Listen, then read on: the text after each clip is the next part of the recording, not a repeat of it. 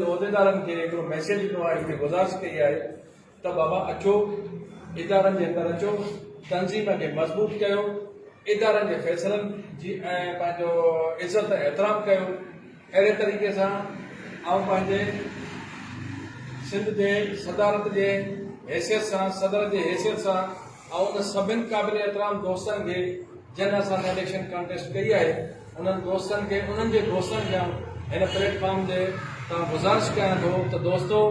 अचो, तव्हां असांजे साथ जा साथी आहियो, तव्हां मुंहिंजे इदारे जा मेंबर आहियो, तव्हां मुंहिंजे पेटियल तंज़ीम जी ताक़त आहियो, तव्हां उस्तादनि जा हॾॾोखी हमदर्द आहियो। उन्हनि जे मसइलनि ख़ातिर पाण पतो वियो आहे। अचो त गॾिजी सिंध जे पिरामिडी उस्तादनि जे हक़नि जे हासिलात लाइ पंहिंजी जिदोजहद कयूं। ऐं वरी बि हिन प्लेटफॉर्म तां हिकिड़ी गुज़ारिश कंदुसि, हुन सां गॾोगॾु जीअं साईं अब्दुल ख़ान भगवान साहिब हिकिड़ी वॾी ॻाल्हि कई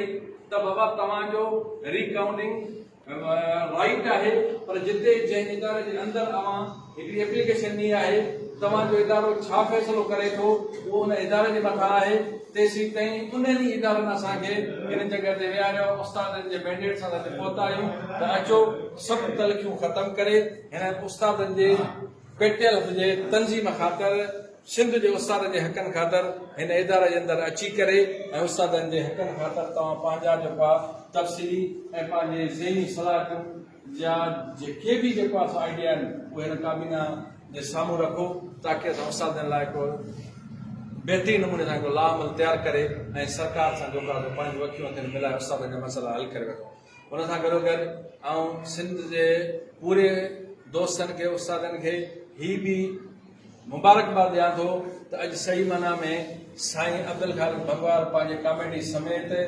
हिते आयो आहे। जेका बि इलेक्शन कमीशन जो जेको बि रिकॉर्ड आहे, जेको बि सिंध जे उस्तादनि जो मेंबरशिप फॉर्म वग़ैरह जेके आहिनि, जेको इलेक्शन कमीशन जे हवाले हूंदो आहे, उहो अॼु असांजे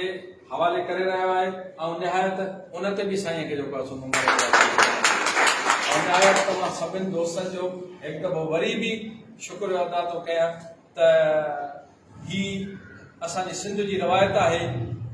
घर जे अंदरि ॿिनि भाइनि में बि नाराज़गियूं थी पवंदियूं आहिनि, पर वॾी फराक ॾेरी वॾो जिहाद सभ खां इहो आहे जॾहिं हिकिड़ी ॿिए ते इकठा थी उहे सभु तलखियूं असांजो रोज़ानो विसारे करे ऐं पाण में भाइरुनि वांगुरु भाकुर पाए ऐं अॻियां जो हिकिड़ो गॾु सफ़र जेको आहे जारी रखूं, हिन ते वधण मूंखे ख़ुशी आहे। ऐं सिंध जे उस्तादनि खे, सिंध जे पेटियल जे